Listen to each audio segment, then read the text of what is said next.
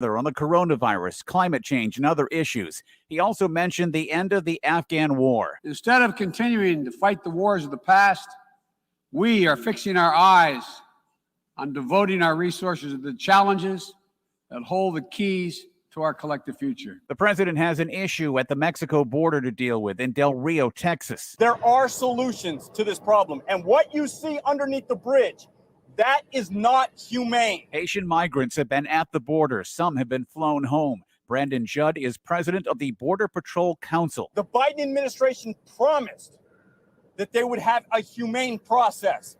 That is not humane. On Capitol Hill, Homeland Security Secretary Alejandro Mayorkas says there are fewer Haitian immigrants at the border now. We continue to move individuals from Del Rio to other processing centers to facilitate their repatriation. Top national security officials testified the possibility of a 9/11 type attack has diminished over the last 20 years, despite the recent Taliban victory in Afghanistan. But the unrest in Kabul could embolden U.S.-backed extremists.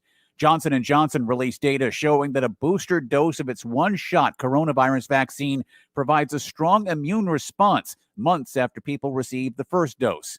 In New York, a lawyer for R. Kelly told a judge the R&B singer is unlikely to take the witness stand at his sex trafficking trial. Kelly has denied accusations he was a sexual predator who groomed and exploited his young victims. This is AP News.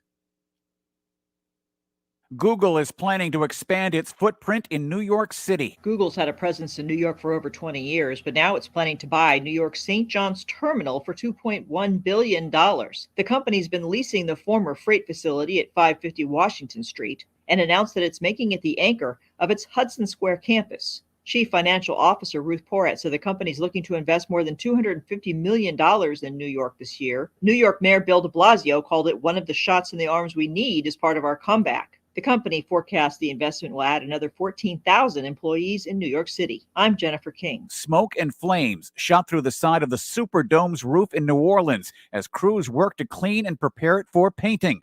The fire was quickly brought under control. One person was being transported to a hospital for minor burns. The next New Orleans Saints home football game at the Superdome is scheduled for October 3rd. I'm Ed Donahue, AP News.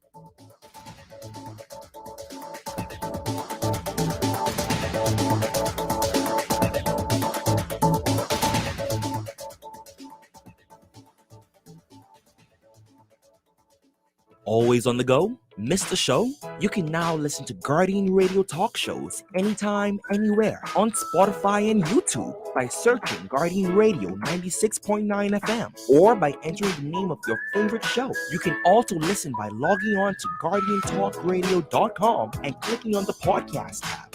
Guardian Radio, continuing to provide you with fresh news and smart talk anywhere, anytime, all day. This is Guardian Radio, your station for up-to-the-minute news, intelligent, interactive, and engaging conversation. 96.9 FM. The views and opinions of the hosts and guests are their own and do not necessarily reflect the position of the management and staff of Guardian Network. You have to be strong in today's world. Keep your focus and what you believe in, how to achieve all your dreams. Keep moving forward. Never accept less than who you are. Live your best life. Be strong and free. It's a hit back with the hash of black.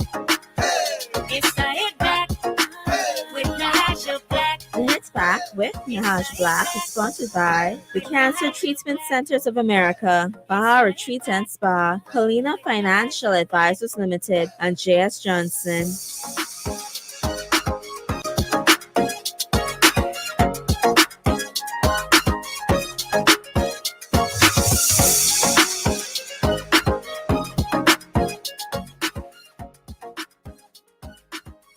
Muted. I'm talking to myself that whole time. Good afternoon, Bahamas, and welcome to the Hit Back. I'm your host, Nahaja Black. It is a beautiful day here in the 242. I hope that you are doing well, taking care of yourself, living your best life.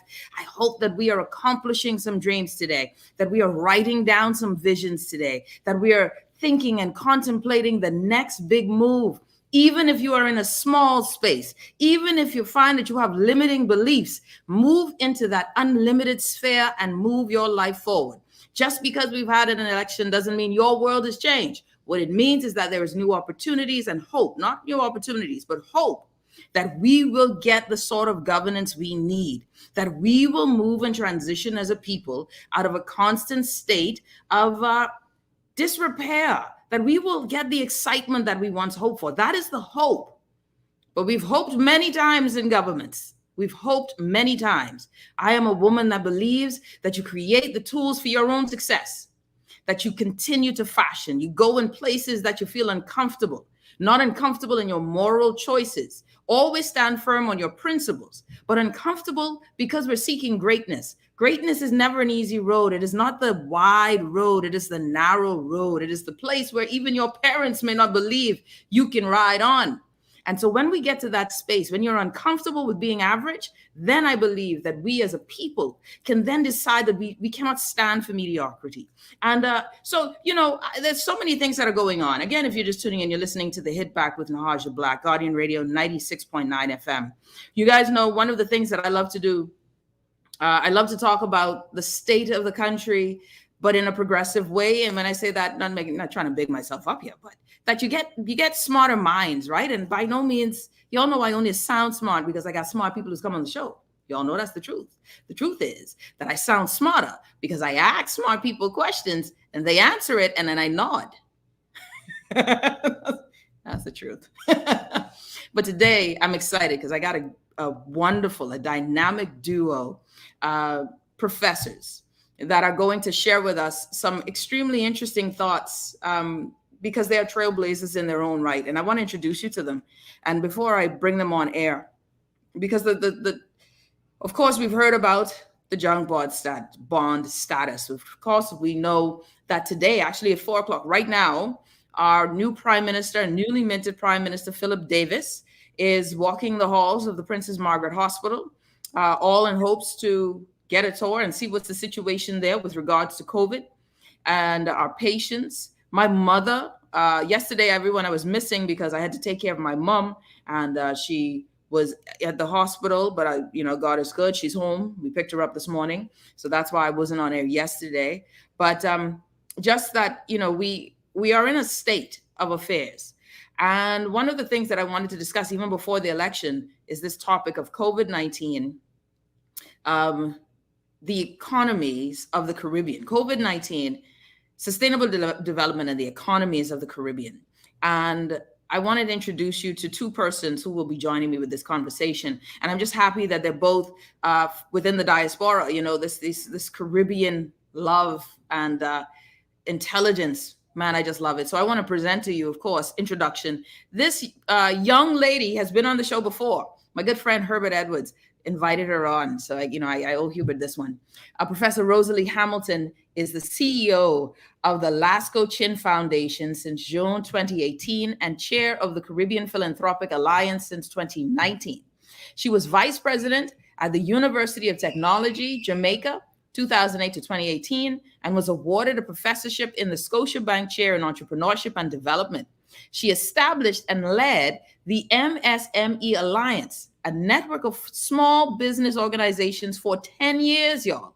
She also established the Institute of Law and Economics and worked as a consultant and public educator on trade, governance, gender, and other areas of economic and social development. She has taught at the graduate and undergraduate levels in Jamaica and the US. She was special advisor, you all ready? Special advisor and trade policy consultant in the Ministry of Foreign Affairs and Foreign Trade from 2000 to 2003, and served as chief ambassador to the Prime Minister of Jamaica.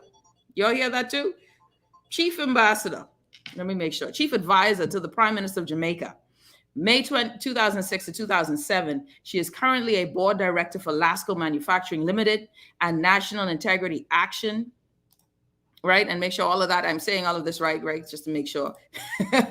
A corruption watchdog organization. As chair of the Caribbean Philanthropic Alliance, she is currently leading a Caribbean tree planting project, which planted more than 1 million trees across 20 Caribbean countries, territories during the period of February 20th to May 2021. Ladies and gentlemen, Professor Rosalea Hamilton. Professor Hamilton, welcome to the show.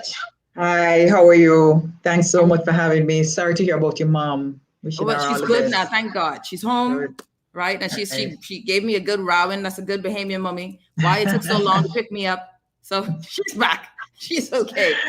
Great. But we also have someone else I wanted to introduce, Dr. Hamilton, who you introduced to me, and I'm excited to have him join us on the show. And this gentleman here, ladies and gentlemen, I'm excited to have him. Professor, y'all got to hear this name. Now, you can't tell me this ain't like the strongest name you've ever heard. Like right after Vin Dames, right? Vin Rames, you got Professor Vanus James. And he's a former senior policy advisor, UNDP and World Intellectual Property Organization, international consultant. He also served as senior research fellow in the Scotiabank Chair in Entrepreneurship and Development, and adjunct distinguished professor of economics, econometrics, University of Technology, Jamaica. Dr. James is the author of 3 WIPO reports. And again, that is the World Intellectual Property Organization, measuring the contribution of copyright-based industries to Jamaica, Trinidad and Tobago, and the OECS, as well as author of the UNECLAC manual, the design and conduct of public expenditure reviews in Caribbean countries. Whew. He is also the co-author of the recently published book in 2021, Competing for Development, Perspectives on Self-Sustaining Growth for Caribbean Economies. You'll hear the name of that book, Competing for Development, Perspectives on Self-Sustaining Growth for Caribbean Economies.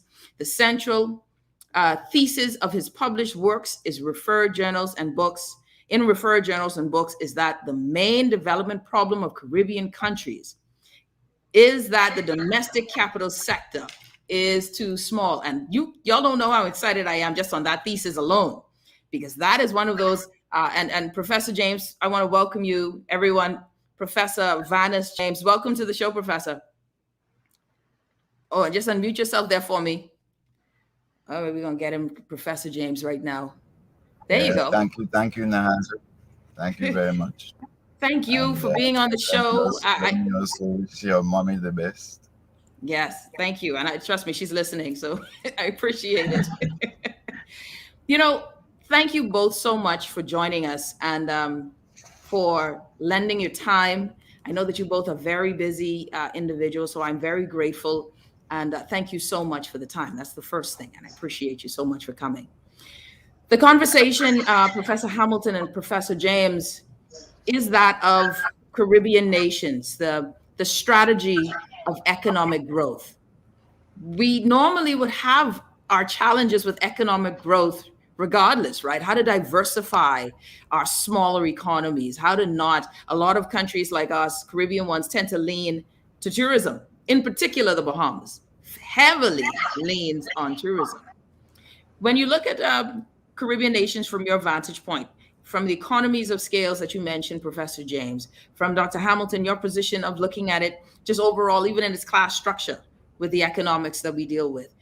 What is your take-home thought, the initial economic thesis that you have on Caribbean nations? I'll start with you, Dr. Hamilton.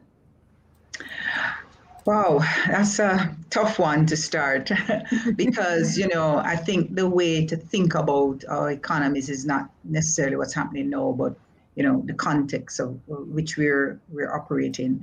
So there's a long view of our struggles since emancipation, you know, independence, what we've been grappling with, the underlying inherited conditions that we've met, and the extent to which we've transformed those. So that's one perspective that is, you know, complex, deep, but hopefully it's something that we'll touch on.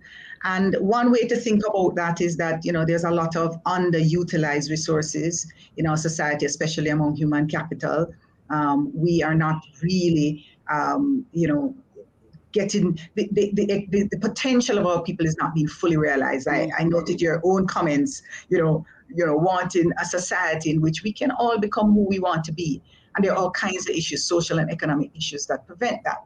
So there are those perspectives, but I want to just share the perspective that comes with the sustainable development goals that all our countries in the regions have signed on to. And the Sustainable Development Report in 2020 tried to capture where some of the countries in the Caribbean, 16 countries in the Caribbean, are up to 2020. And what it told us is on the very areas we committed to doing better on. More than 60% of the countries that reported on challenges and decreasing trends in several of these areas. And I'll just point to some of them to give you a perspective. The matter of hunger. All countries said that they're doing very badly on those measures. Clean water, sanitation, industry, innovation, and infrastructure. Inequalities. Very, very much what I wrote about just recently in terms of the issues here in Jamaica, but all countries reported. In fact, there were only 4 countries that reported on that measure, but all 4 said the same thing. They're declining trends or significant problems. And also peace and justice. Of course, that's where the crime problem is. Unfortunately, Jamaica last year was the worst, had the highest rate of murders in this entire hemisphere. So that gives you a sense of where we are right up to COVID. Now, COVID has exacerbated these issues. And so I would suggest that there's a longer term perspective that we can't ignore when we try to analyze today's problem. And these gives you, the Sustainable Development Goals, give you a kind of perspective now as to how things are prior to the pandemic. Professor James? Right, Naja. Well, I have a very simple idea that I think the science supports for pretty much all Caribbean economies, and that is that we make progress by producing capital, using it, and exporting it.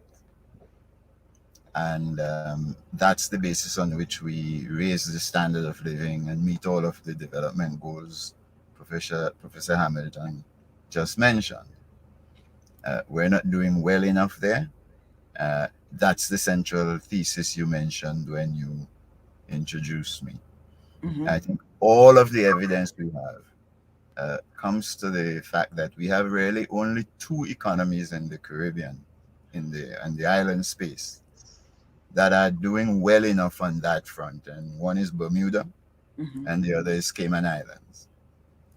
All the rest, including Trinidad and Tobago and Guyana and Barbados and so on, are doing very poorly on the production and export of capital, and therefore all are failing to achieve the standard of living that you see in these 2 islands, in the Cayman Islands and in Bermuda. And until we learn the lessons of those 2 economies and take steps to boost our capacity to produce capital and trade with it, we'll be in trouble achieving the goals Professor Hamilton identified as the Sustainable Development Goals. That's the fundamental thesis I have.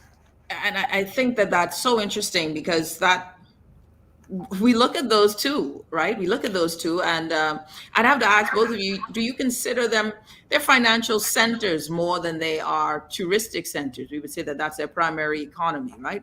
We can agree. Well, it isn't that they are financial centers. That's the wrong way to look at them. They produce financial capital services and export them.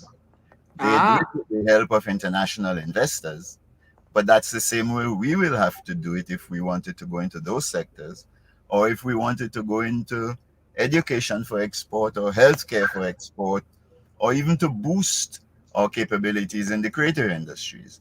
All of them would require international collaboration to do them properly. But the thing about them, those 2 economies, is not that they are financial centers as much as that they are producers of financial capital, some of which they use at home. They attract tourists to their space. On the basis of that, the bulk of their tourists are tied to that. And they export almost all of it. In other words, it's not focused on what the Cayman Islands needs in the domestic market or in in the Bermuda market. That's not how they look at it. They look at supplying a service to the world. That's the key, and that's the same thing we have to do with education and healthcare and our creative industries and so on, music and all of that, supplying capital services to the world. That's very And interesting. if I Go can ahead. add there, it's an important perspective because from our inception, we've been integrated in the world economy.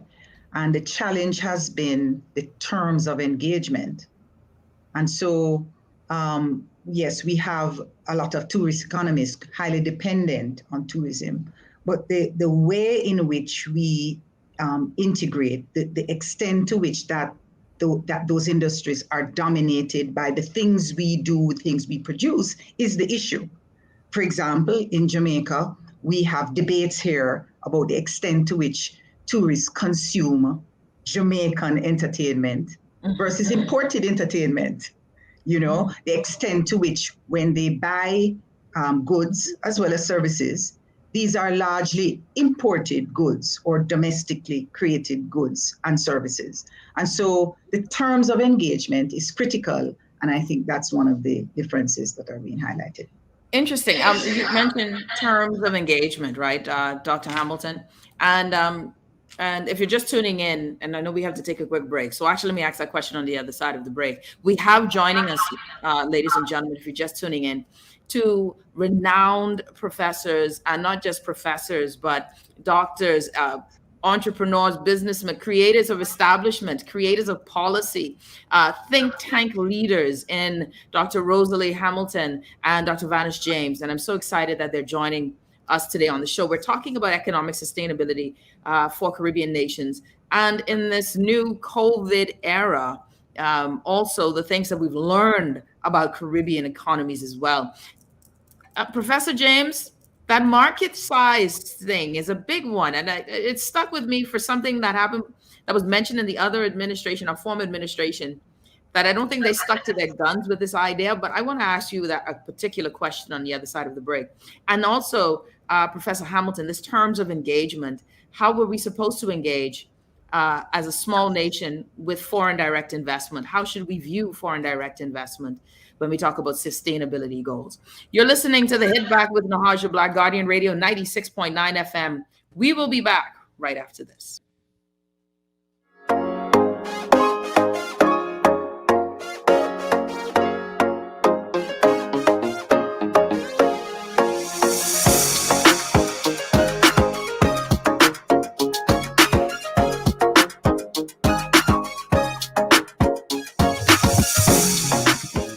J.S. Johnson Insurance agents are the best.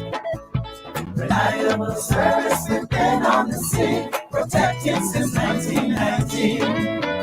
J.S. Johnson Insurance has the best. You'll always cover me. J.S. Johnson Insurance, peace of mind. Have you heard about the COVID vaccine raffle? If you are vaccinated against COVID-19, you can enter to win amazing prizes like food store gift certificates, hotel stays, beach excursions, and so much more. Even if you are previously vaccinated, you can still enter to win. The COVID vaccine is free, safe, and protects you from severe COVID-19 infections. Don't delay. Get vaccinated today and enter to win. Visit www.vafbahamas.com to register. What happened to you? You look like you lost your paycheck. Man, I just realized I got scammed out of a bunch of money. They said I won this contest and just needed me to send them some money so I could collect. I mean, to expedite something. Or was it to smooth the process? Man, you're smarter than that. Protect yourself against scams and fraud by following these tips. If you know you didn't enter a competition, you can't win. Never pay to receive a cash prize. If you're being asked, you're being scammed. Check trusted internet sites for verification of information given to you. Do not give your banking details to people you don't know. If it sounds too good to be true, it is. Monitor your bank account regularly for any questionable transactions. Get more information at getmoneysmartbahamas.com. sugar, sugar, let's get sugary. Softer, smoother, and amazing skin. Oh, sugar, sugar, we're the sugar ladies, giving you skin soft as a baby's. Goodbye hair, we'll take good care of you. Come visit us at Bahar Treat Spa on East Bay Street. Contact us at 323-6711 or visit us online at www.baharetreat.com. When I had got prostate cancer, my family didn't know if I was going to live. At Cancer Treatment Centers of America, within days, I got an appointment. They presented me with treatment options, and we set up a robotic prostatectomy. When my scans came back, there are no signs of cancer. They don't see you as a number, they see you as a part of the family.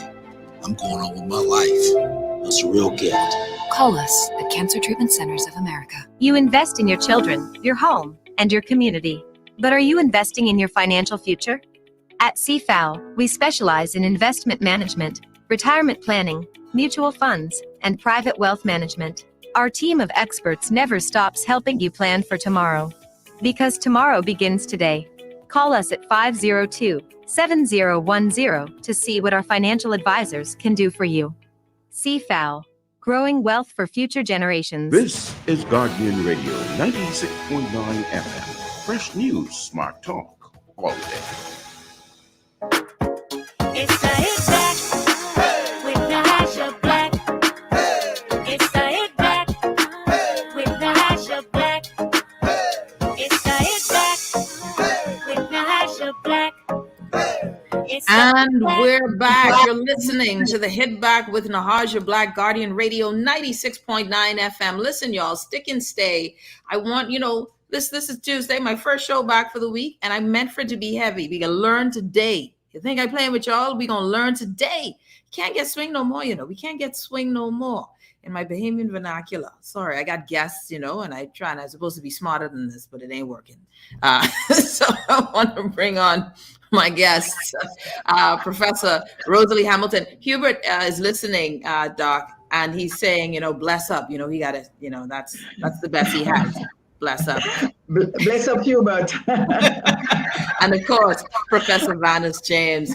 Both of you, thank you so much again for joining us on the show. I know that your time, I even forgot the time difference. So thank you for the time all the way live in Jamaica. We're doing the show that way. So our discussion is economic sustainability, development of Caribbean nations in this now COVID era. And I don't know if you can say post-COVID, right? Because I don't know if there will be a post-COVID. It's like a live with COVID kind of thing. And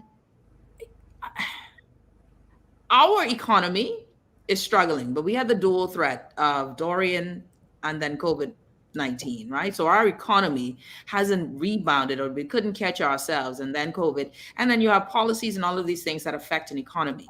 We know that in Jamaica, there was an election recently, that you have your own, local politics that is happening with the COVID era.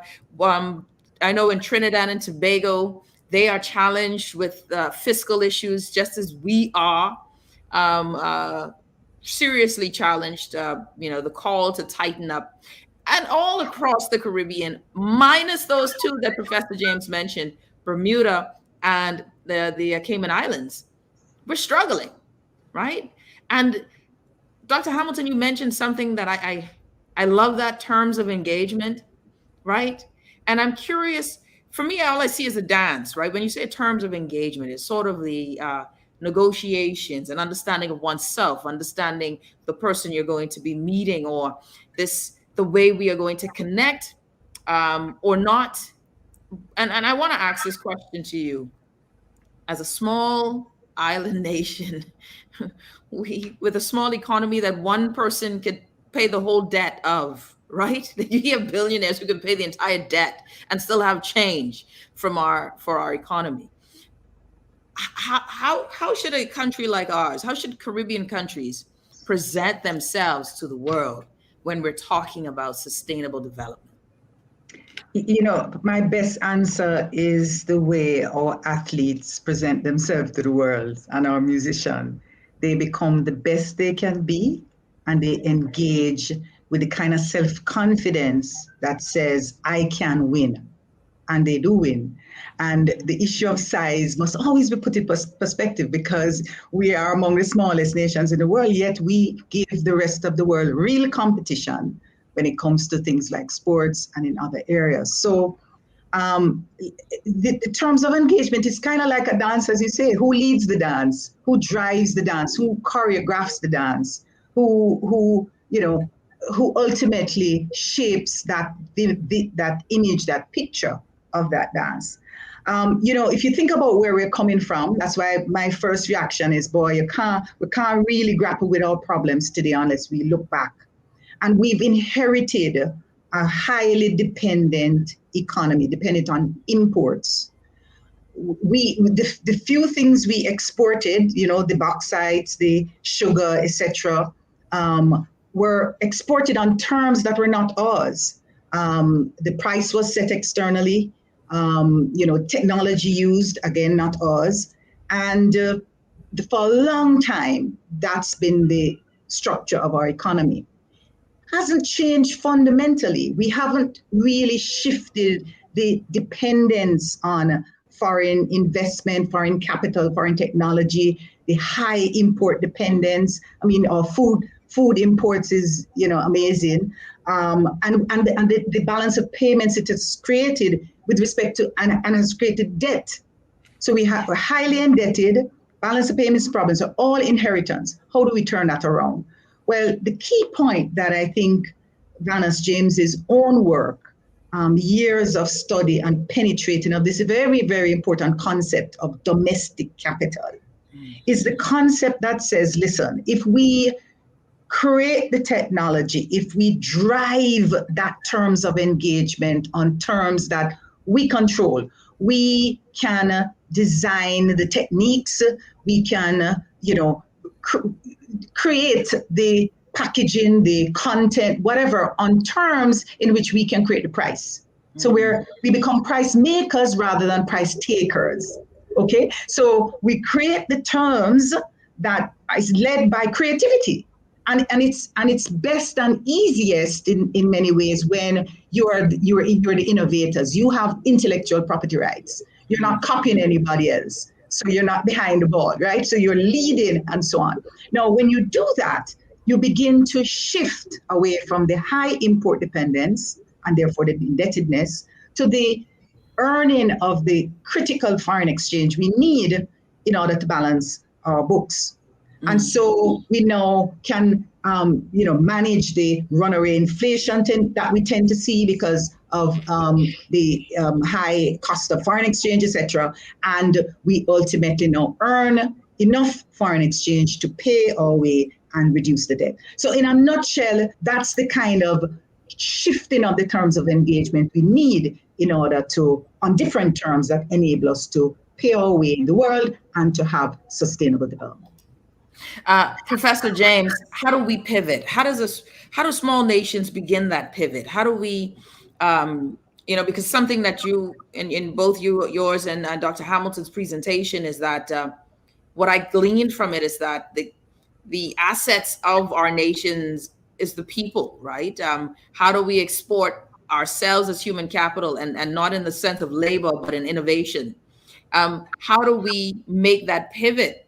For example, I look at us in our country where we are having challenges within the educational system to increase that grade level so that we can have a more intellectual base or more skilled base by which you can export your intellectual property, right? Our innovations. So how do countries that are cash strapped and not able to invest in certain things the way, I don't know if they'd like, I don't know, I don't want to swear for them, but how do we make that pivot when you have constraints in budget? Well, you have to do what all investors do. You have to choose what you want to do rather than tag along with history, as Prof. Hamilton is saying. And you, on the basis of that move, that shift to being the doing part, you engage the world the way the musicians do. For example, the Jamaican musician makes reggae. They don't have to go anywhere in the world to ask anybody how to make reggae. They invent the methods of developing reggae, and then they use that to make dancehall everywhere in the world. They use that. You create music in the Bahamas, and then you use that music to produce Junko. Now, remember what we mean by capital is anything you make and use to make something else. You have to engage the world that way. You have to say, okay, for us to make a living, we'll engage like our musicians. We'll make our capital inputs and then use those capital inputs to make other services. So if we wanted to continue the development of Junkono in the Bahamas, we've got to develop capabilities to train people in the Bahamas to make music people like all over the world, and then say to them, all right, instead of coming to New York to play the music for you, you come to the Bahamas to hear and see, not just in the Junkono December season, but all through the year. And that makes a fundamental transformation of the tourism industry into an industrialized tourism industry. That sort of ways is the way you have to engage the world. Now, you have to bring the foreigners into the process, but you have to do it the way China does, or the way the musicians do. I've heard from working in Jamaica, many foreigners say to me, Vibes Cartel is the greatest writer of music they've encountered. And this is in my work as a WIPO consultant. People have said that to me. So if you in the Bahamas wanted to think about going to the best school in the world, you would say, okay, I want to go to Oxford University. Foreigner is saying, if I want to write music, I come to Jamaica and learn from Vibes Cartel. So that's the terms. You have to become a creator, become an inventor, producer of capital. And then when you are the inventor in that sphere, not in all spheres, but in that sphere, the world comes to you just by the fact that you are the inventor, to learn from you. And that's the advantage you bring to the process. Let me just give you one particular other way to look at this phenomenon. You're seeing it right now with the vaccines and COVID. Now, if you in the Bahamas had built the capacity to develop your own vaccines, the world would come to you to get some of your vaccines, and they will complain that you are not providing enough vaccines to them. That's right. But by not building your healthcare system as a creative system, end up being a people who have to wait on AstraZeneca to make adequate supplies to you, or Pfizer or Moderna. And so you have to complain that they are not making vaccines available to you on a timely basis. Nobody complains about how the Jamaican musician isn't making reggae suitably available to them. They find their way to Jamaica, and whether they are Japanese or Arab, they find their way to Jamaica and learn how to copy the Jamaicans. And that is the fundamental principle in turning the terms of engagement around. When you learn, when you invest deliberately in creating and producing capital and using that to solve the problems of the world will come to you. And it doesn't matter in that context who you are. If you engage the world like that, that is the benefit you will reap. And those are the bases on which you develop these economies. And let me remind you and your audience that we have seen the world work that way for decades, all our lives, but we had not bothered to notice it, to analyze the world that way. So we buy the idea that the best of everything is somewhere else. Nobody notices that the best of reggae music is in Jamaica, and that Jamaica trades music. They sell the world reggae, and then they buy soul and country from the rest of the world. And the key to the development of Jamaica is to become a net exporter of music, make such sweet music that the world will buy more music from Jamaica than Jamaica buys from the world. And that is the way you win. That's the way China wins. That's the way the Americans win. That's the way the British win. You have to get into the trenches, produce the capital.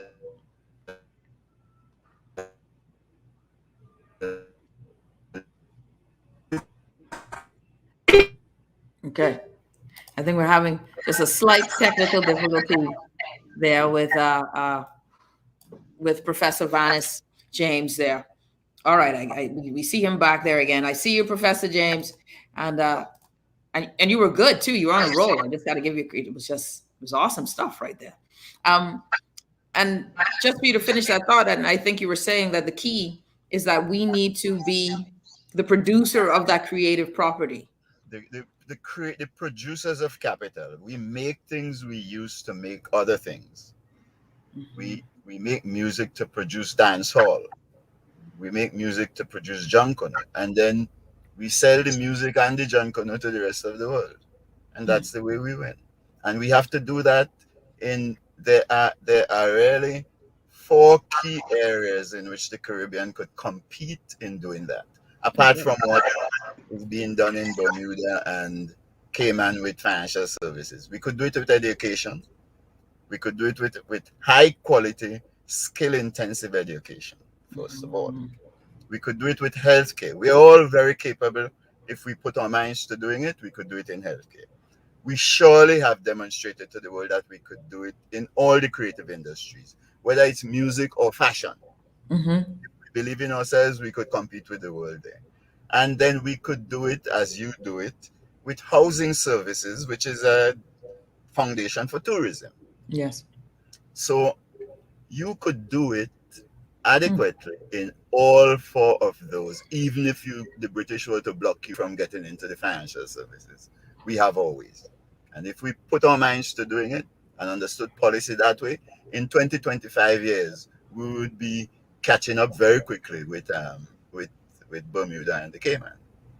Surely in 50 years, it won't take us 1,000.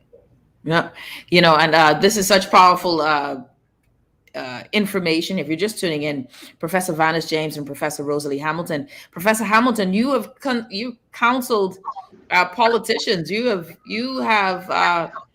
been an advisor to men and women across the board, the same as with Professor, I know. But when you look at it from a policy perspective, and if you were talking to the former premier, you were talking to our prime minister now, and we are looking at a challenge with our budget, but we're saying, okay, how do we innovate in this COVID era when we have to increase the value of our domestic economy, but we don't have sufficient people to create a domestic marketplace where we can, really, talk about, well, there's only 400,000 of us. I don't know how much money we can make off of each other.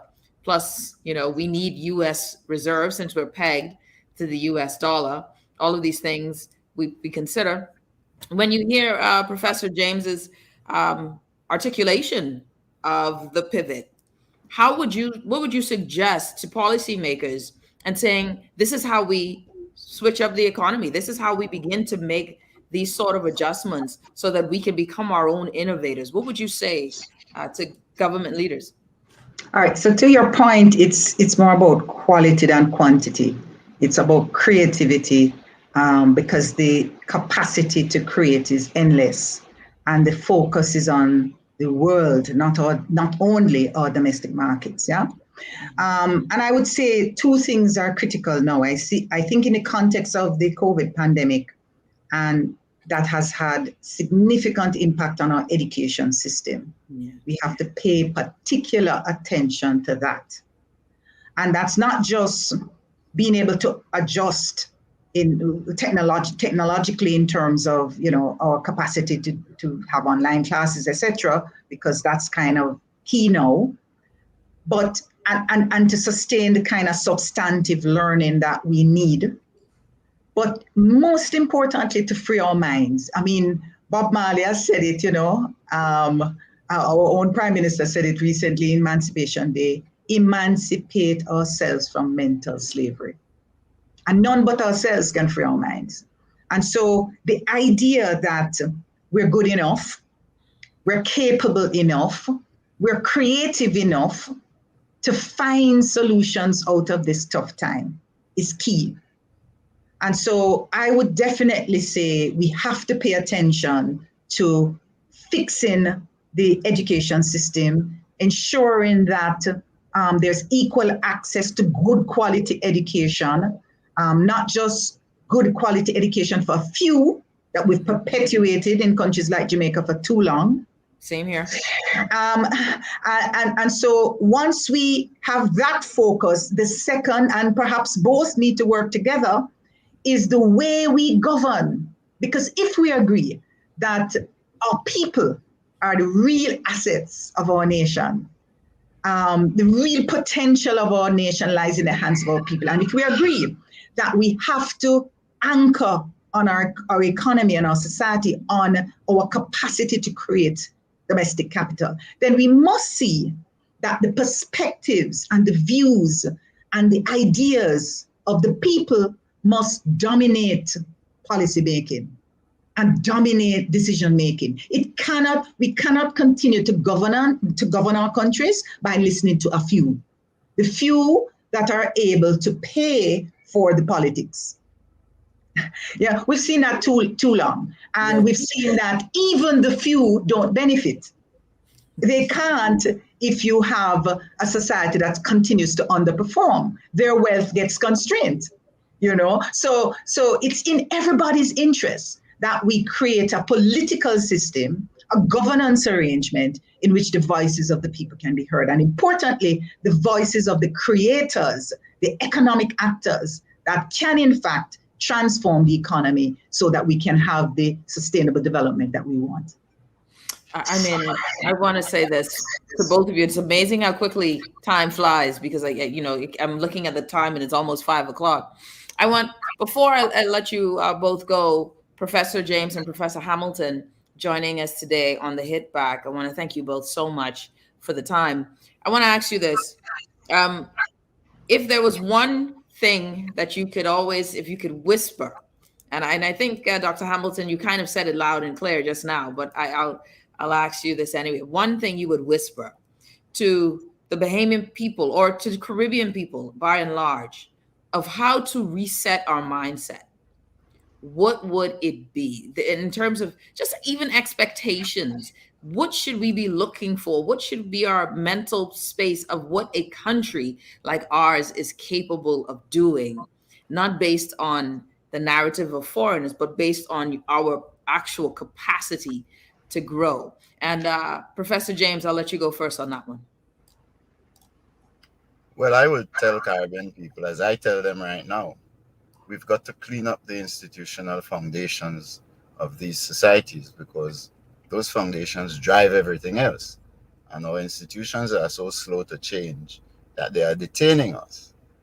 If you clean up governance properly, in the sense of ensuring that government is representative rather than cabinet dictatorship type governments like we run across the region, if you run representative governance arrangements, you have a chance. If you do reform the education system the way Prof. Hamilton is saying, to emphasize the intelligences and the capabilities of all our people rather than the narrow academic track type education that we do now, we have a chance.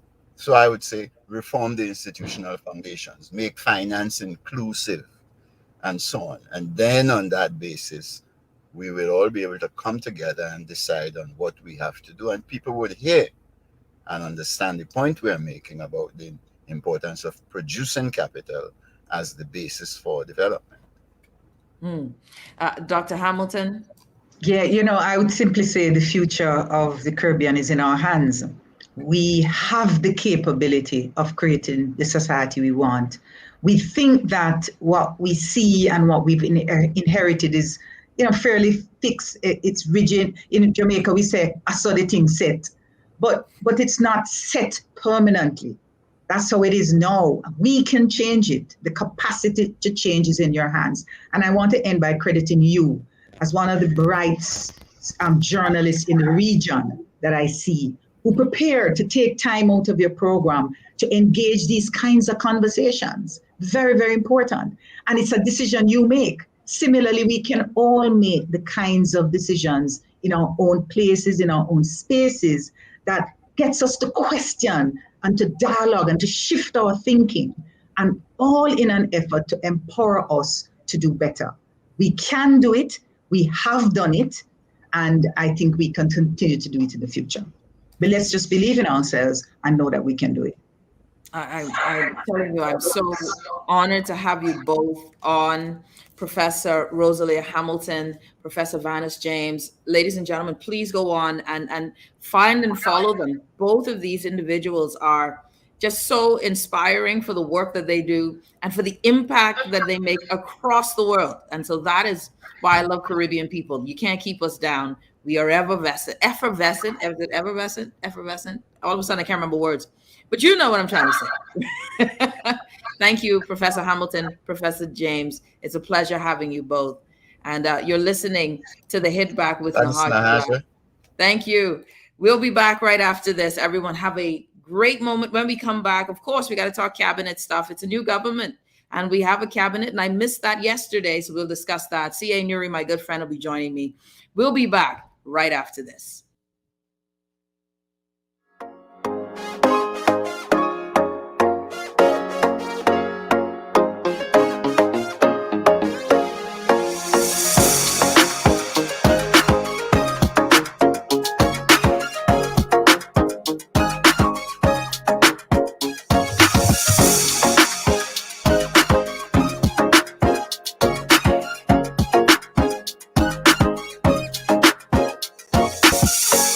This is Guardian Radio 96.9 FM, Nassau, Bahamas.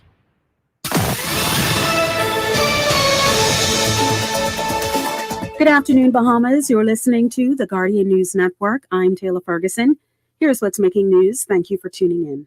Prime Minister Philip Davis touring Princess Margaret Hospital at this hour. His tour comes as the country battles its worst surge in COVID-19 cases, deaths, and hospitalizations since the start of the pandemic. According to the Ministry of Health's latest COVID-19 dashboard, 165 people are hospitalized, 95 of them at Princess Margaret Hospital, 21 people in total are in the intensive care unit, 4 at the intensive care unit at PMH.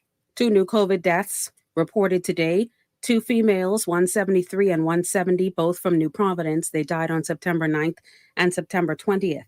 Newly appointed Health Minister Dr. Michael Darville said yesterday that the Davis administration intends to follow through with its commitment to provide free COVID testing across the Bahamas. Darville said he would be speaking with experts and making an assessment of where we are and what will be some of the initial protocols that will have to be implemented to begin to move swiftly to get the pandemic under control. Minister of Economic Affairs Michael Halkida says his first mission is to stabilize the economy. His comments came days after international credit ratings agency Moody's downgraded the Bahamas, a move Prime Minister Philip Davis said wasn't surprising. We have to stabilize the country's finances. We've been hit tremendously by particularly the COVID-19 pandemic. Our revenues are down. Businesses have suffered. We have to, seek to stabilize that. We have to take a look at our debt position. Our partners in the financial services industry, the banks, etc., are telling us that what we need to do is come with a good, credible debt management strategy. Alquida says stakeholder participation is key, and the ministry will cover financial services, trade, and industry and focus on improving the ease of doing business and digitization. 4 years after he became the youngest person ever elected to the House of Assembly, former Bainstown and Grantstown MP Travis Robinson, reflecting on his time in office, he said he'll be back. Robinson says his office will reopen and he will continue with his community initiatives. I don't believe that the people of Bain and Grantstown has failed me, and I don't believe I have failed them. I'm going to be working on a few projects that I have in the background. I will not directly divulge what they are now, but I will be working on some projects at large, and the community and the nation at large could rest and wait to see in the appropriate time. And that's what's making news. I'm Taylor Ferguson. AP News is coming up next. Tired of banks forcing you to use technology to bank the way they want you to? Your convenience is important. So no matter what your banking needs, Commonwealth Bank's friendly staff are always available in branch for that personal one-on-one service. But when you choose technology, our online and mobile banking app offers you state-of-the-art functionality. The choice is yours. Commonwealth Bank. Bank the way you want.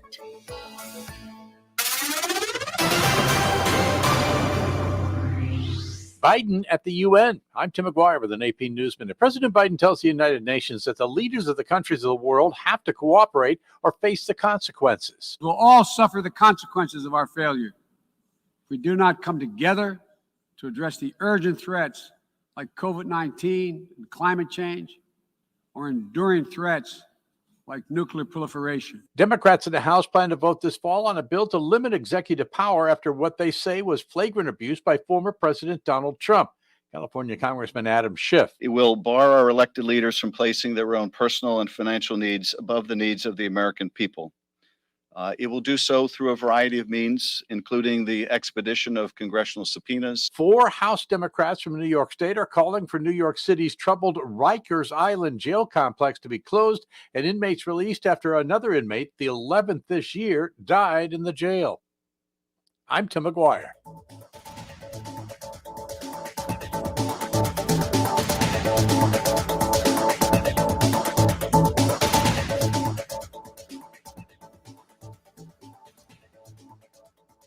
This is Guardian Radio 96.9 FM. Fresh news, smart talk, all day.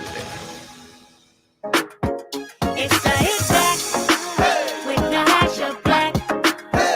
It's the hit back with the hash of black. It's the hit back with the hash of black. It's the hit back with the hash of black.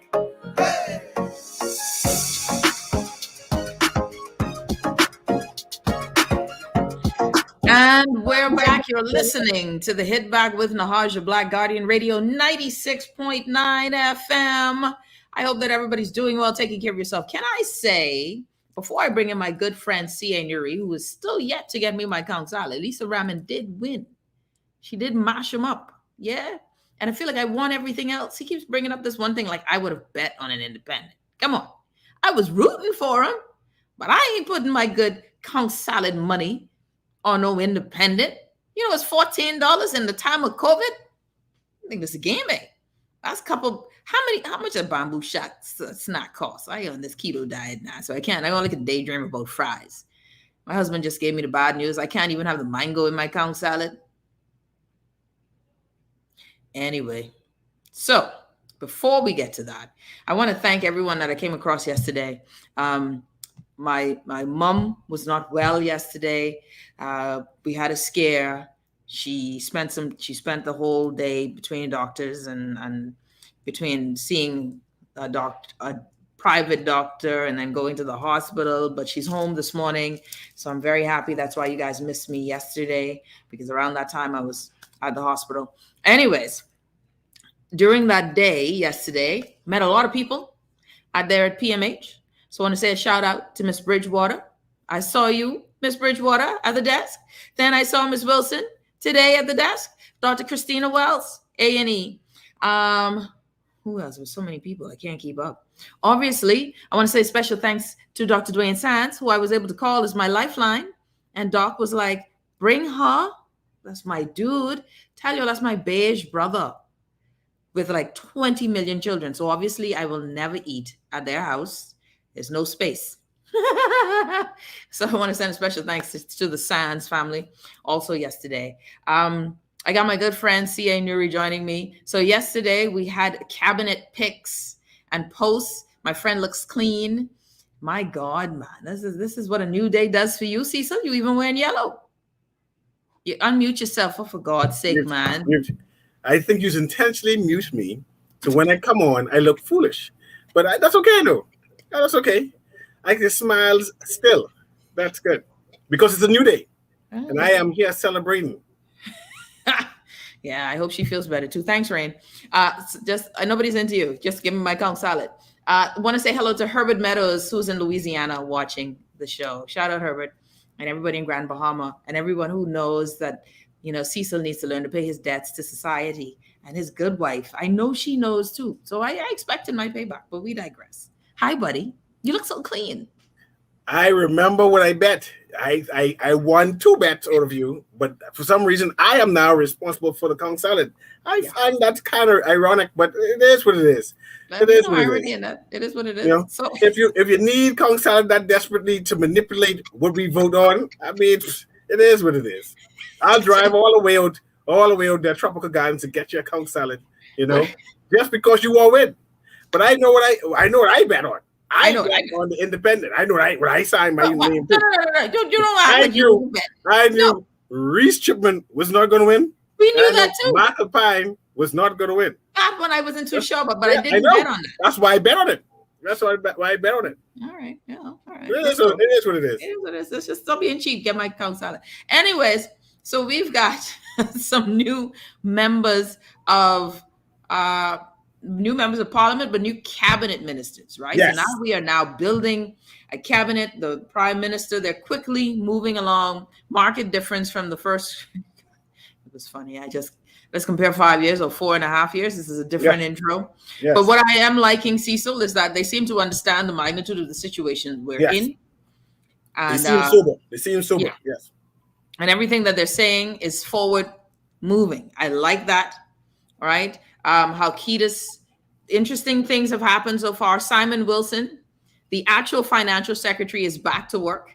Yes. Right. Even though we were paying him, and not on any fault of his own, but we were paying 2 financial secretaries, Simon Wilson. So the PLP already have us saving money already. They get rid of one. Already? So we're not paying 2 no more. We're paying just 1. So that's that salary we saving. My God, that's already some expenditure cuts. What a There time. you go. There you go. What a time. So we have Simon Wilson coming back. We'll see how that helps. And when I say helps, of course, already saving money, that's his rightful place. He should not have been removed unlawfully or tried to be removed unlawfully. He sued. That left us having to pay 2 paychecks for the same post. And we wonder if... I'd like to interject into that lawsuit still pending, but he did sue. That lawsuit is... That's right. It isn't... I don't think he doesn't sue us anymore, but I understand. Is there back pay? Was he paid full pay or half pay? No, man. He got his full salary. He good. Wow, for 4 years. Listen, man. He need to drop that lawsuit. And let me tell him sorry. I'm sorry. Let's move on. I'm sorry. So can you sue the other guys, or just government is government? It just doesn't matter. We can sue other guys, but come on the same kitty. That's all it is. Just name a different defendant, but it's coming to the same purse. Yes. Oh well. Let's hope Simon has a change of heart. So that is Simon Wilson, the financial secretary, is now back at office. We will see if that changes anything at the helm in terms of our financial situation. We've always known that he was very competent at his position. It wasn't an issue of competency with why he was removed. And that was his argument. There is no reason for why I was removed, right? And Nahaj, I would like to ask you this. I know that the former acting financial secretary is very accommodating and accessible. Yeah. So I'm trying to hint that you would need to have an interview with the new financial secretary. I have to try. That ain't sound good.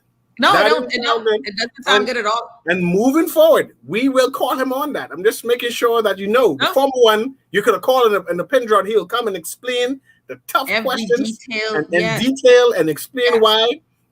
So we'll see the difference. And I love that you brought that up, because really, Marlon Johnson, the acting financial secretary, I've said that before on this show, was that one of the things that I respected about Marlon, as with a few of those in the House of Assembly, was that they were willing to answer the tough questions. And Marlon had no problem with showing up on a dime, or not on a dime, but really being accessible to the Bahamian people. And I hope that Mr. Wilson, whom I've never met before, but I will reach out to when the time permits, will join us and be also a friend of the show. So that would be great. Thanks, EA.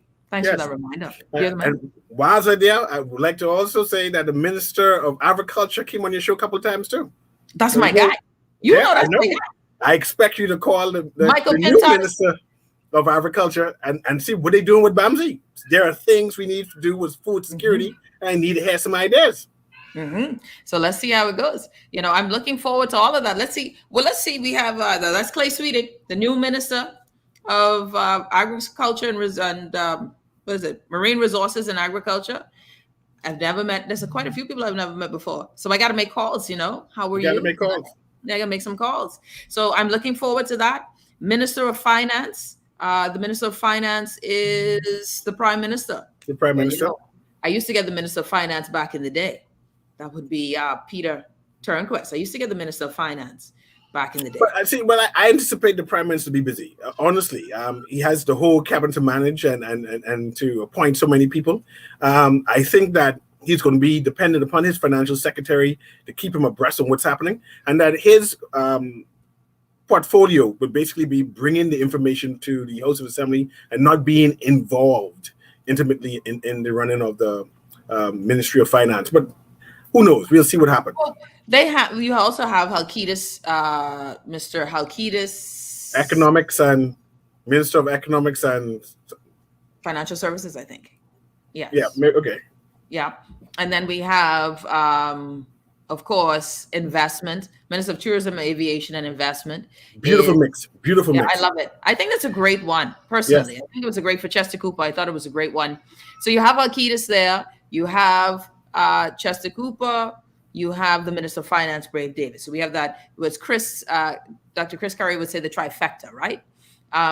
This three-headed horseman of economics. So I think of finance. So that'll be interesting to see how they work in terms of their agenda to make it work. Also, AG Ryan Pinder is an interesting choice and pick there. Your thoughts?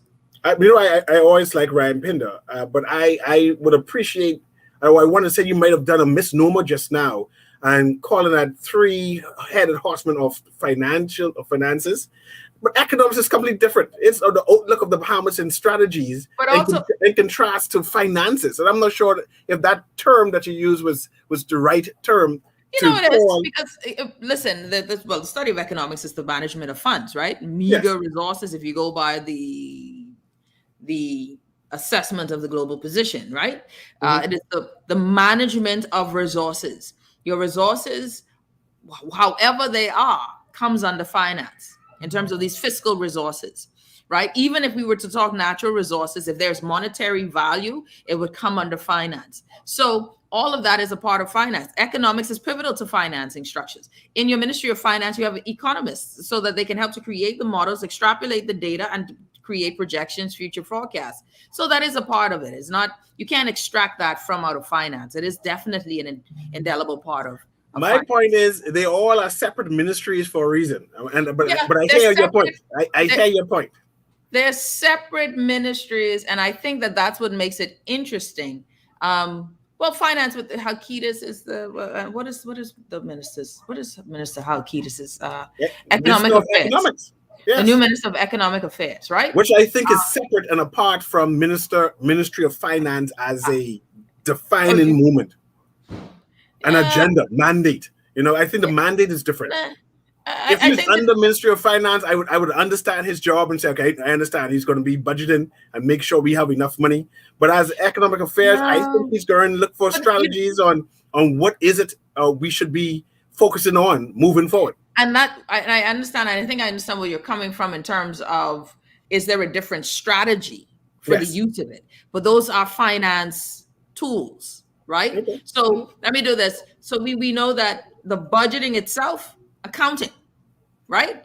Reconciliation, right? Making sure that the ledgers are in order, requisites and all of these requisitions and purchasing and whatnot in a much larger scale of a business. Then you have the economics of it, which is the indicators, lagging indicators, projections, etc. All of these help us. So when I create my budget, I could say, okay, future forecast, we project a growth of X, Y, and Z. And so that is a part of finance. But I understand that you're saying, hey, this is a separate entity, right? Not necessarily falling under finance. But even with investments is a financial strategy that where the revenue comes from, it still goes to finance. So I think all of these are things that are like a trifecta that work together very well. And I think helps the Minister of Finance the prime minister, because now the prime minister too doesn't have all of these things under his purview or control as prime minister. I gather as Minister of Finance now, the sole things he does is looks at the lines that come to him. This is what we have to sign to come out. This is what we have to sign for funds going in, funds coming out. Do you agree with what you see, Minister of Finance? Yes. But when you come to investments, which is creative and innovative thinking, that's Chester Cooper. And he has that with tourism and aviation, which are areas of investment already. Then you have creative thinking of investments. That's Chester Cooper. That's the creative thinking, the innovative thinking. Then you have the economics, economic affairs. That is the management of, the projection of, based on revenue coming from investments. So I think that gives Halkitis that position of saying, okay, this is what we see as the models. And then you say, okay, to the Ministry of Finance, create the budget based off of the models, and then coming from investment. So I think it's a great balance that takes a lot of the burden out of the Ministry of Finance, but they work together as a financial model. And before we transition to the Attorney General, and also I want to go back to the Minister of Agriculture to explain what all his portfolio is. I'd like to mention that in the previous PLP administration, they had Ministry of Finance broken up into three parts before also. They had a Ministry of Investment with Kalis role. And I believe, if I remember correctly, Ryan Pinder is also part of the financial institution too, separate from Ministry of Finance. And that was also a three-part division, all working in tangent together. I just want to mention that. But I want to mention that Clay Sweeting is also the Minister of Family Island Affairs. I'm not familiar with that term, and I want to know what you think that about Family Island Affairs, Agriculture, Marine, and Family Island Affairs. Mind you, I will tell you after the break, because I know I have the part of the speech where the Prime Minister speaks on that, right? So I want to make sure I know too, because when I heard it at first, I was like, Family Island Affairs, that ain't local government, right? No. I don't know what it is. I don't know what it is. Maybe it is to organize local government. I don't know what that is. I have no idea. So I have to go to the Prime Minister's speech on that. But I wanted to hit something because we're going to come back to that, Clay. That's a great point to find what is that financial Family Island Affairs, right? But I want to hit on the fact that Ryan Pinder as AG was interesting as well. And the Prime Minister, when he mentioned Ryan Pinder as Attorney General, well, first of all, I think a lot of people were surprised, saying, okay, we chose Ryan Pinder over Wayne Monroe. But I do like Wayne Monroe as National Security Minister. I do like Wayne Monroe as Minister of National Security. Ryan Pinder, I thought, was interesting. When the Prime Minister made his address, he spoke firstly of Ryan Pinder's acumen on international or corporate law, taxation, strategies.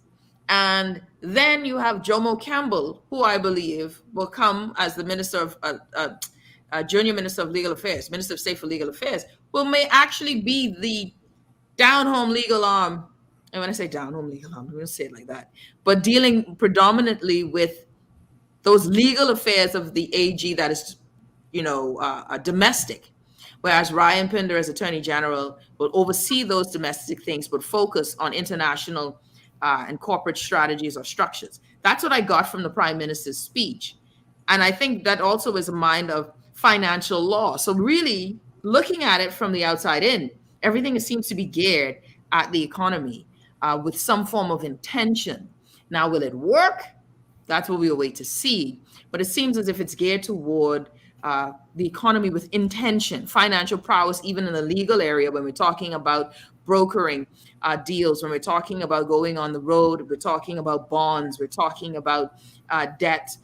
So I think it's interesting. Your thoughts on Ryan Pinder? No, I mean, both men are competent individuals, and in law, I think that their skills will complement each other.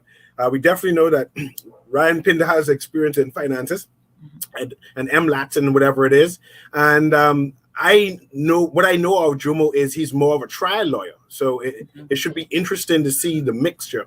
And I think that where Ryan Pinder is strong at, Jomo might be weak, and vice versa, where Jomo might be strong at, Ryan may be weak. So I think that they'll be coming as a team. They'll be working in tangent with each other. So it should be interesting to see what the overall effect with, we know we need, there was an issue or concern, local concern, that the Attorney General's office was losing a lot of cases, whatever that means, right? Yeah. And it should be interesting in regards to case management and working with the judiciary and the Chief Justice and moving forward. So I'm excited about it. I'm definitely excited with the mix. Yeah, I think that there's been some good moves that seem intentional, right? And we're going to go through the rest of them as we hit. Some of them we considered obvious. Someone says, Anton says, the PM didn't really say what Clay was going to be doing other than spearheading the blue and green economies in the blueprint, I guess. I think that's where, with the intention of the economy, Mr. Halkitis said this, and why am I saying Mr. Halkitis? Michael Halkitis, because I couldn't remember his first name for nothing just now. Senator Michael Halkitis yesterday said his ministry's first order of business will be to assess the current state of the country's finances and seek to stabilize the economy. The new ministry, and this is in today's Guardian, written by Paige McCartney, the new ministry was announced during the official swearing-in ceremony of the first 9 cabinet ministers of the newly elected Davis administration. He is the new Minister of Economic Affairs. The ministry will encompass financial services, industry and trade, as well as focus improving the country's ease of doing business and digitization efforts. And with that said, yeah, baby. Okay, now here we go. And I'm so happy I read that out loud just now. Yes. The ministry will encompass financial services, industry and trade, as well as focus improving the country's ease of doing business and digitization efforts. Those are very huge pillars of economic affairs. So I like that they separated it. And it's coming from under finance. And actually, I think that would come from under finance and something else. Industry and trade. Was that under finance? That was probably under labor once upon a time, labor and industry and trade, but no. Maybe. But I like that we're talking about the digitization efforts. They're talking about trade, industry and trade. They're talking about, of course, financial services and the ease of doing business. Now, this is where it's a focused intention. That's my thing. Okay, now Mr. Halkitis is not the Minister of Finance of everything. He's with focused intent on these key areas. I think those key areas can be doable when they're small like that and the intention is focused. I think that's great to see and note. And what I think we should be looking for as Bahamians is what are the markers of success? How will we know if digitization has reached the point of success where we say, we know that this is milestone 1, this is milestone 2. Is the government able to reach its milestones or its markers? When we talk about industry and trade, what is industry and trade for the layman to understand? And so we'll say, okay, this is where we wish to go. This is where we would hope industry and trade is at the end of 5 years. This is our plan to get there. So it all sounds good, right, Cecil? But economic affairs, those areas are very important to many Bahamians. With the ease of doing business, you have to create markers so we know if we're being successful. This is everything with team building is about success. How do we know when the company is successful? We create benchmarks. That is a project. Are we going to project manage this so the Bahamians are on the ride? Or you're going to tell us when it's time to vote, oh, we spent X, Y, and Z money on this. And you're like, but what that got to do with anything? Did we achieve anything or did you just spend money? And this is where it becomes very important to us with how this government governs. It sounds good, CA. I like it. I like it. And like I said, I just had a flashback. Remembering remember I mentioned there are three financial ministries, investment and financial services. I think, if my memory serves me correct, Ryan Pinder was in Minister of Financial Services, and then Minister of Investment was Kayla's role, and they worked in tangent with the Minister of Finance. So I just want to say that out loud so I can have a base on where I'm talking from. But yes, I'm excited. I'm excited. I remember you read something about blue and green economy. I always thought that was more academic, and to know that we have a minister who will be in charge of that, it's interesting because I don't know how that's going to come about. Because I know we do have businesses that makes money from off the sea, the blue economy, right? And we Michael know, Pinchot was that minister. He was the minister, exact same minister of marine resources and agriculture. yes. And I know that we had businesses that makes money off the farming, green economy, right? But to say that we have a concentration to explore and expand, this is interesting, and I want to hear more about that. So it should be interesting to see what goes forward with that. And I was also told too that we will have a Ministry of Natural Resources, and that minister will be Von Miller. That's what I was told. A Ministry of Natural Resources. Ministry, I was told. That reminds me of the Ministry of Reconstruction, Hurricane Reconstruction. But hey, if they say that's what they want, who am I to complain? I will sit back and watch to see what is exactly they plan to manage. Because I can see a department doing that, like how Ministry of Culture is a mayor department. Mm-hmm. They have a Department of Natural Resources whose job it is to go and evaluate what type of natural resources we have and to see what kind of tax reform, because we're not looking like we're going in the industry itself. Oh. So I assume that we just managing the taxes and how much money we can make from it. I assume. I don't know. Listen, and that's where that for me, I think we know that we have quite a large amount of natural resources. Even just let's just go with oil, right? We ain't get no oil. No, just stop. Let's just listen to my point. Just say we ain't get no oil. Let's just make sure you don't say no. Wait. Just listen to my point, Negro. Okay. All right. Listening. Let's just go with oil. What you say we have oil again? I listening. I didn't say we have oil. I said let's go with oil. Okay. Let's go with oil. Oil exploration is a real thing in country, right? God forbid, Cecil, you're wrong and we have oil. Because, the worst thing will be you're wrong. Just like how you were wrong about Lisa Ramming and don't get me my count salad. But I digress. Well, God forbid you're wrong, right? And there's oil. You got to manage that. You got to just manage it better than Trinidad and Tobago. Then we have all of this mining that actually happens today, that has been happening for over 50 years. That needs to be managed. And not just managed, how do we maintain it? Sustainable development of our natural resources so we're not killing the country. It sounds like a lot of putting the cart before the horse. That's what it sounds like. You know what? But this is where I say too, in 2016, the then Progressive Liberal Party did pay for research with regard to our natural resources. So they know more than what we know. And so that is documented. They have documents. They have a fair idea. Now, the question is the function of the ministry. What will it do? Von Miller, I think, is a great champion of it for us, has been the only voice in the House of Assembly for us. And then Reese Chipman later He made a speech, man. He made a speech. No, but I can tell you more than just the speech with Von Miller, because I've sat in meetings. We've sat in meetings together, championing the use of the way forward with natural resources. But I can tell you, our foundation has been working with Minister Von Miller, Minister Von, from church time.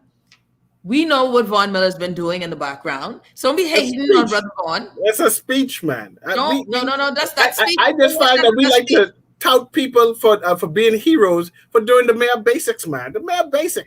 You don't know what the man did. All you know is the speech. He do nothing. We didn't know it. Based on what you know. He did this, he did this, he did that. He did a speech, man.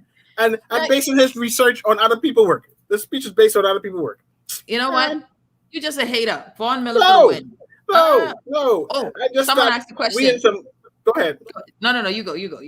I said pardon me. We had some financial difficulties right now, right? And we creating new ministries. And I'm a little concerned about that because I know we challenge. I don't want to say we broke. That's what I was told. We'll see. But you didn't have a problem with that new ministry called economic, whatever. That's a real ministry. Though. That's a real ministry. And we need that because we need the money. You know what this government promised? They promised real intention with our natural resources. I support that. I am totally with them on this. If this is what I was told. I'm still waiting for that. I tried to call to get that final confirmation where I was 100%. I'm feeling pretty good with what I was told, but if that is the case, that's good on them. Now, I hope that it stays in the same building as disaster recovery. We ain't got time for no new building. We can't pay no new rent. New rent, someone can get that. But anyway, that's not important. I would like to see some benchmarks of accomplishments regarding that, if that ministry does come about, to say, well, we're here, and this is where we move into. So I will wait. I won't critique it anymore. If Vaughn Miller is able to secure that ministry, and if it works out, I say kudos to him, and we'll see how that goes. We're going to take a quick break, CA. Let me come back. Minister Alfred says, Minister Alfred says, Minister of Works.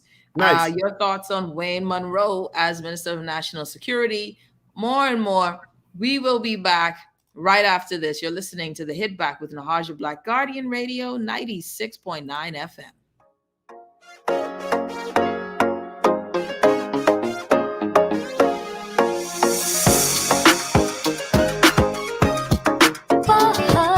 Sugar, let's get sugary. Softer, smoother, and amazing skin. Sugar, we're the sugar ladies, giving you skin soft as a baby's. Goodbye hair, we'll take good care of you. Come visit us at Bahar Treat Spa on East Bay Street. Contact us at 323-6711. or visit us online at www.baharetreat.com. The Water and Sewage Corporation advises the public and its customers that the corporation will commence improvement works on Bamboo Boulevard, South Beach East, beginning Friday, September 3rd, 2021, from 9 a.m. to 3 p.m. daily for a period of 8 weeks. During this time, there may be some interruption in water supply and traffic flow around the work area. The corporation apologizes for any inconvenience caused. What happened to you? You look like you lost your paycheck. Man, I just realized I got scammed out of a bunch of money. They said I won this contest and just needed me to send them some money so I could collect. I mean, to expedite something. Or was it to smooth the process? Man, you're smarter than that. Protect yourself against scams and fraud by following these steps. If you know you didn't enter a competition, you can't win. Never pay to receive a cash prize. If you're being asked, you're being scammed. Check trusted internet sites for verification of information given to you. Do not give your banking details to people you don't know. If it sounds too good to be true, it is. Monitor your bank account regularly for any questionable transactions. Get more information at getmoneysmartbahamas.com. When I got prostate cancer, my family didn't know if I was going to live. At Cancer Treatment Centers of America, within days, I got an appointment. They presented me with treatment options, and we set up a robotic prostatectomy. When my scans came back, there are no signs of cancer. They don't see you as a number, they see you as a part of the family. I'm going on with my life. That's a real gift. Call us at Cancer Treatment Centers of America. You invest in your children, your home, and your community. But are you investing in your financial future? At CFAL, we specialize in investment management, retirement planning, mutual funds, and private wealth management. Our team of experts never stops helping you plan for tomorrow. Because tomorrow begins today. Call us at 502-7010 to see what our financial advisors can do for you. CFAL, growing wealth for future generations. This is Guardian Radio 96.9 FM. Fresh news, smart talk, all day. It's the Hit Back with Nahaja Black. It's the Hit Back with Nahaja Black. It's the Hit Back with Nahaja Black. It's the Hit Back with Nahaja Black.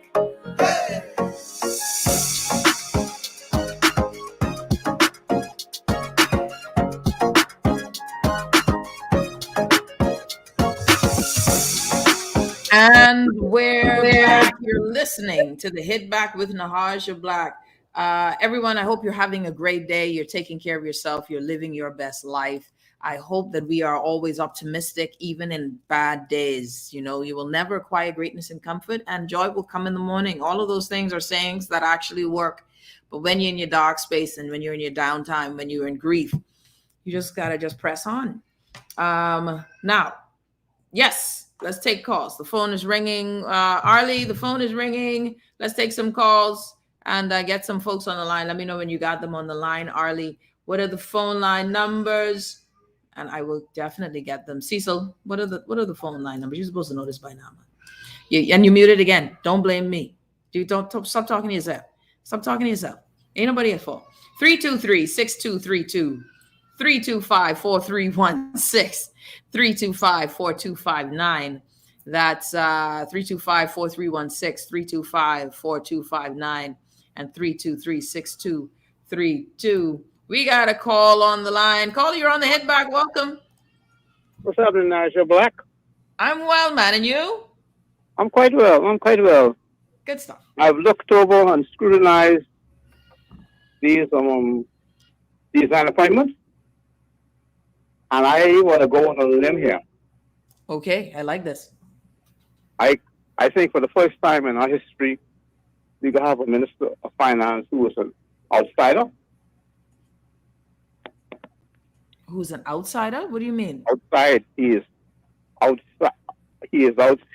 has to be outside of politics, but they won't be able to do it until they do some kind of amendment in the House. Okay, you got to break it down for me because I don't even understand. Why would you think that, and how serious that one's? Because Greg Davis is the Minister of Finance, right? Yeah. Okay. He is going to have to be a person who has no leanings or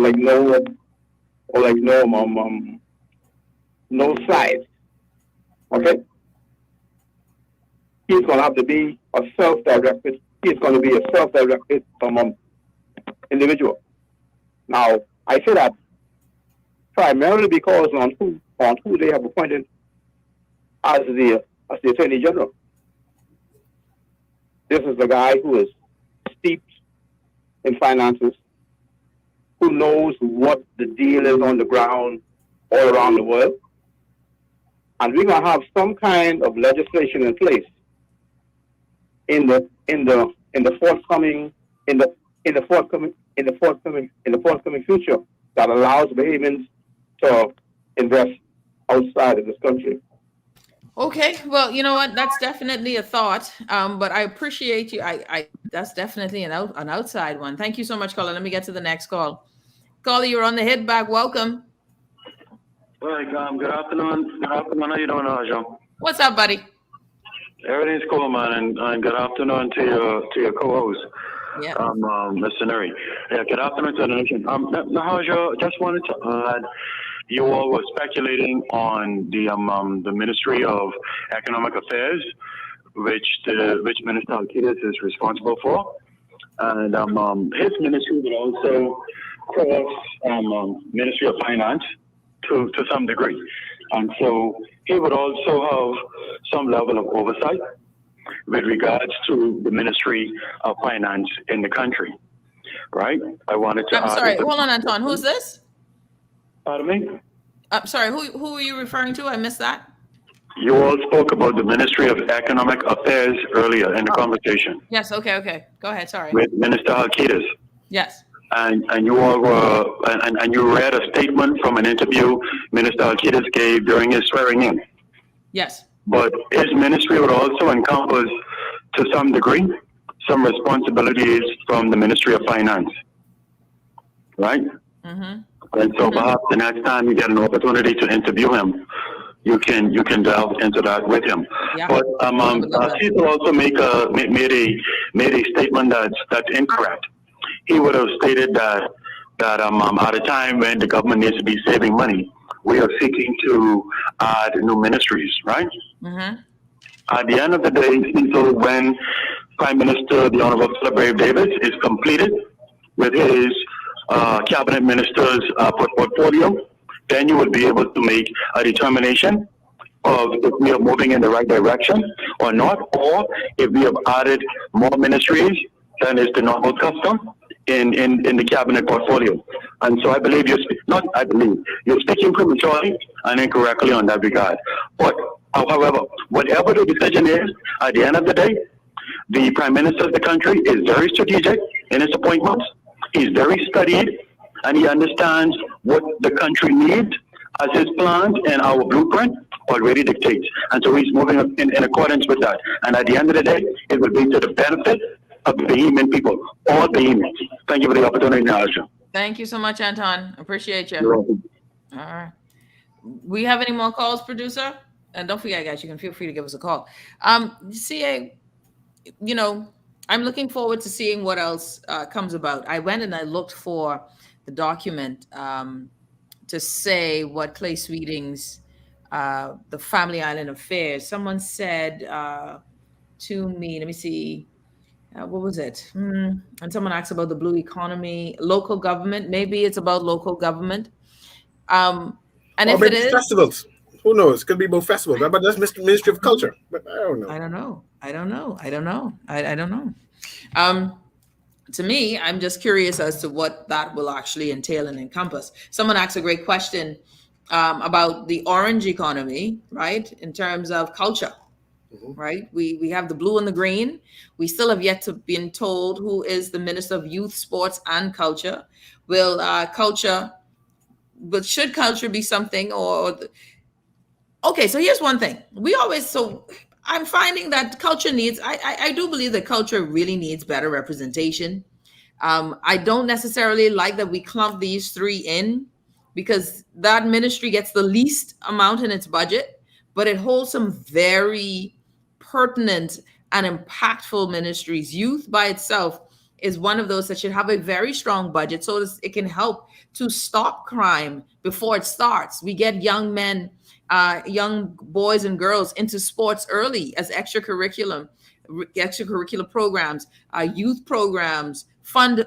What happened to Mr. Penn's Boys Brigade? Has that fizzled out and died? Simpson C. Penn's Boys Brigade, is it still functioning? Yeah, it still functions. Is it as robust as it used to be? I hear no one talking about it. Boys Brigade is still robust. They have Boys Brigade, Royal Ambassadors, Awana, all of those functions. But we're in the middle of COVID, so it's hard to have these. No, but before COVID, I mean, like, are they getting sufficient funding? Are they being taken care of to the point where we can actually say, okay, each community, not constituency, but each community has a spot, a headquarters where it says, okay, this is where our young men come after school, a facility where if you can't get online and current is off at your house, you can go to this facility that's across the street so our children can be in school. Youth needs more investment, just as education does. And because we always talk about crime at the end, when the crime is committed, but not at the rehabilitative effort or the preventative efforts. And so youth, sports, and culture each need to be treated with the respect that they deserve because culture is an exportable item. And just as my guests before, Dr. Hamilton and Dr. James were on, those are the creatives and that those industries can be exported. I think culture needs its own bit of respect as well as the orange economy, something that can be exported. So we still don't know who that minister is, and will that be something that's changed? I don't know. What do you think? I agree. I never thought about if these private institutions should be publicly financed. I always thought that most of them are supported by the church, and the church finance them. But I like the idea of government giving each youth program a stipend for them to run the operation, and perhaps have the administrators of these programs have a stipend in terms of paychecks since they volunteer in time and to buy supplies and efforts. I have no problem with that. But I remember the government did say it's going to have a youth program, a national, help me out here, a national program. Some sort of national service, yes. Yeah. So that I anticipate that to see how that is going to be worked about, if that's going to be incorporated in the school, or is it after school program? Is it going to be mandatory? And when I say mandatory, do high-end schools, the Lifer Key schools, the Windsor schools, and stuff like that, will they be included in this national service, or this national service is for public schools only? And the lower end private schools. So these conversations must be held and have, and it should be interesting to see what would be the conclusion for it. Yeah, and I think, listen, we spend a lot of money on policing, right? We spend a lot of money on crime and policing. We spend millions of dollars on drones, right? We spend millions every year. It feels like police get more cars, but we still got a lot of guns on the streets. How do we take some of that and use it for preventative measures and rehabilitative measures so that we don't have recidivism, right? So we don't have people going in jail, coming out and going back into crime. Or, how do we catch the young boy or the young girl earlier? And perhaps that is a strategy, because all of this, the society by and large, when we look at youth sports and culture, I think it's a disservice, because if you put a coach there, the coach is going to be innately, he wants to, he or she wants to be interested in all, but they have a leaning tendency towards sports and youth. But then culture might not get a good budget because of that lack of understanding with culture, right? You put a cultural person there, they will tend to go youth and culture, but not lean towards sports. So it's like that trifecta is not working. I don't believe that it works in a balanced position. And I think that culture has to be understood as an economic driver as well. And perhaps it should find itself in another ministry where it is respected for the economic force it is. And sports as something that is economic for the individual, but uplifting for the moral social fabric of society as well as youth. So maybe that's something we need to look into, because I don't think the trifecta works out to anyone's advantage when we talk about, youth sports and culture. I think just that's a lazy one there. All right. Can Newry joining me in studio. There is some other appointments, Cecil. Of course, we know Glenys Hannah Martin is the lone female right now in cabinet. And she is the Minister of Education. Were you surprised by that post? I thought it was going to put her in transport. And I said, Lord, she needs not a better post, but a more senior post where people can appreciate her. And I heard that you identify Glenys Hannah Martin as female or woman, right? But she's more than that. She is equal and capable, and more capable. She's more capable than most of the men there, right? Yeah. Or all the men there, right?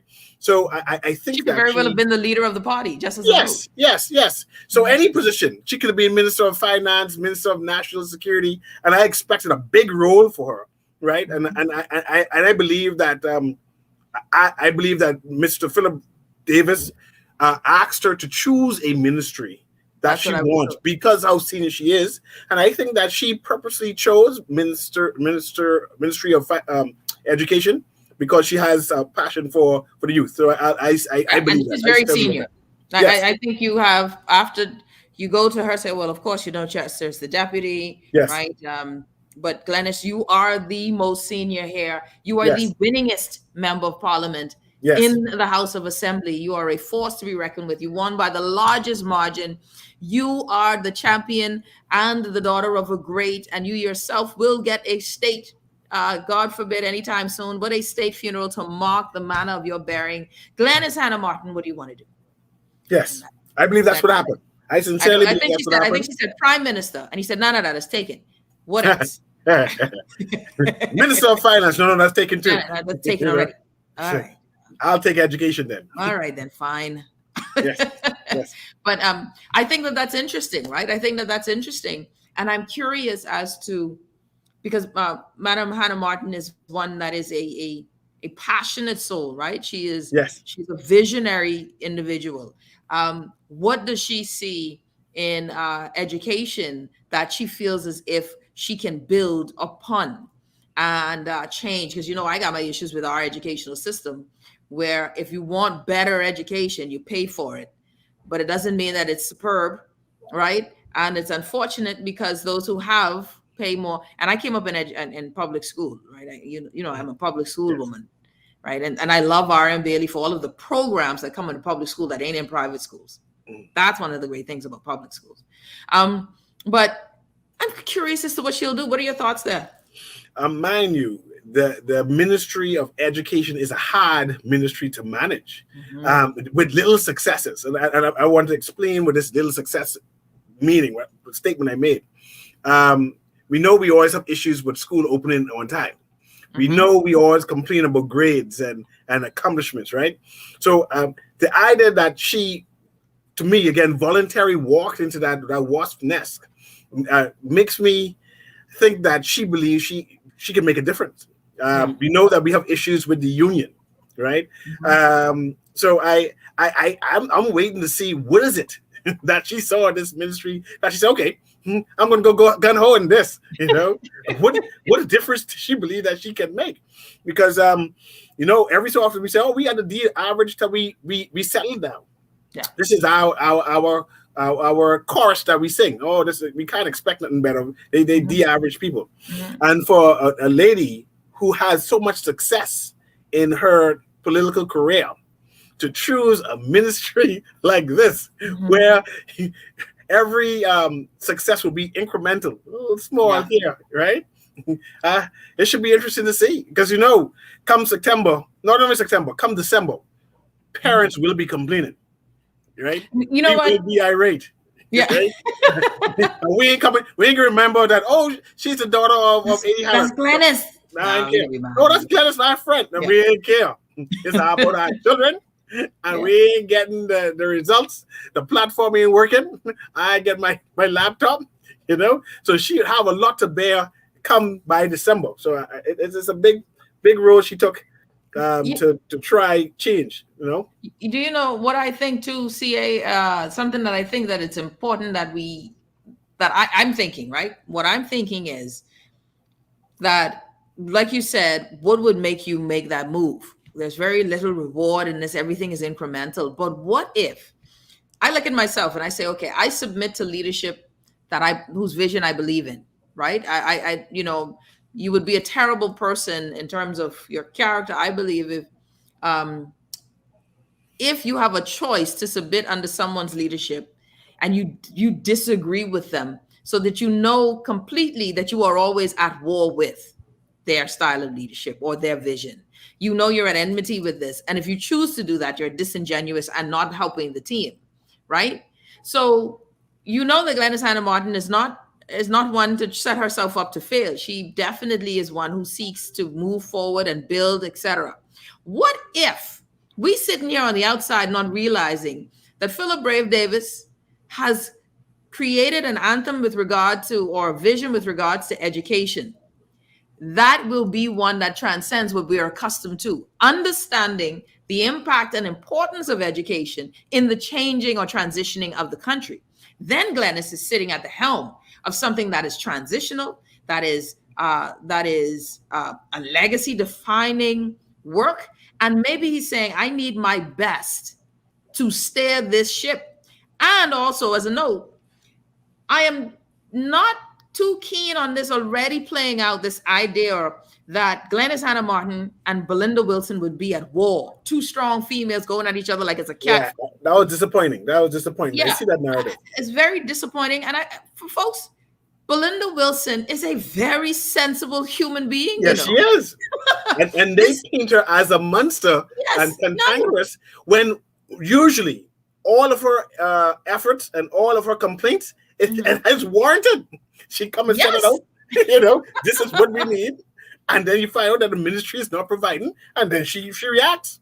Yes.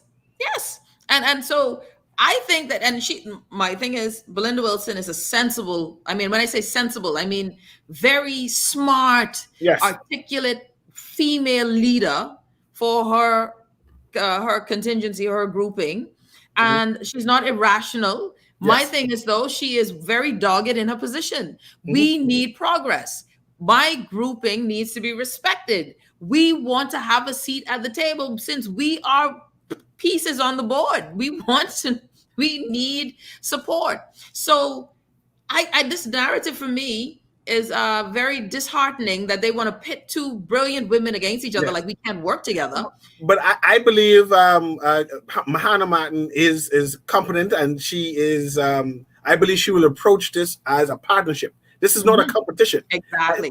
She's a sensible lady. I mean, she's proven herself to be conscientious of what is it that her community wants and what is the Bahamas wants. And you know, when those persons in Darren, that she could go and explain your issues and your problems that she's working out. So I believe she's going to approach this the same way. I believe any minute now we expect her to call the union president. They sit down for tea or coffee, whatever it is, and talk about the issues and come to compromise and say, this is what I'm prepared to do. This is what we're working with. What is it that you can to assist me of making this to accomplish? So I expect great things from the both of them in this particular team. I think it's going to be a teamwork moving forward instead of a combative type situation that it was before. I think it's going to be very cordial and team oriented moving forward. We got to go. I can't believe 6 o'clock hit us already. See you, Newry. Thank you, buddy. You're listening to the Hit Back with Nahaja Black, everyone. See you tomorrow. We're out.